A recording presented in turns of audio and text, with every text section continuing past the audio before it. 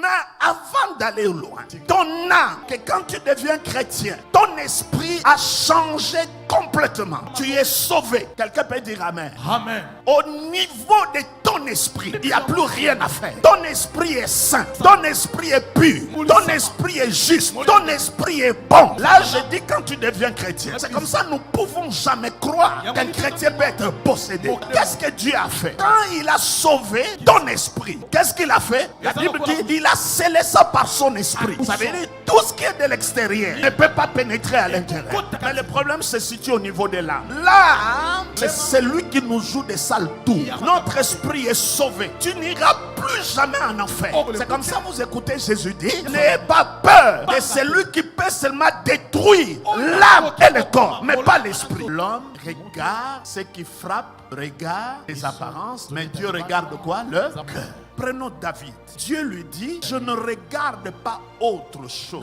Mon choix, mes critères, mon porté robot. Moi, quand je regarde, c'est le cœur. Mais la personne Dieu est en train de dire qu'il regarde son cœur. Quand tu regardes sa vie, bien-aimé, il y a des choses à redire. Ça veut dire, du point de vue des erreurs, du point de vue des choses horribles que toi et moi nous allons même pas commettre, David l'a commis. Mais Dieu regarde quoi? Son cœur. Tout ce qu'il est intéressé, c'est le cœur de David. Maintenant la question, qu'est-ce qu'il a vu dans le cœur de David? Parce que quand Dieu a vu son cœur, c'est alors qu'on a versé l'onction sur lui. Nous cherchons l'onction, mais Dieu cherche d'abord le cœur. S'il a trouvé le cœur, c'est comme ça qu'il va loin. C'est d'abord une affaire de cœur et de l'esprit, ton homme intérieur. Si cet homme-là est fort, on montre même que, mes bien-aimés, ton esprit peut te guérir de maladies. Même lorsque tu es abattu, ton esprit peut te porter. C'est comme ça parfois quand nous prions à haute voix, ce n'est pas que Dieu est loin, c'est pour communiquer à notre âme. Parce que quand tu cries, il entend ce qui sort de ton esprit. Mais si c'est l'esprit qui est abattu, on dit il n'y a même pas personne, même pas le Saint-Esprit, même pas les amis, même pas l'argent, rien ne peut le soutenir. Mais quand les autres choses sont malades, l'esprit à lui seul peut les tenir comme ça, sans faillir. Donc ta force n'est pas dans ton corps, ni dans ton âme, c'est dans ton esprit. Mais maintenant, il faut que ton esprit soit éduqué par la lecture, par les études,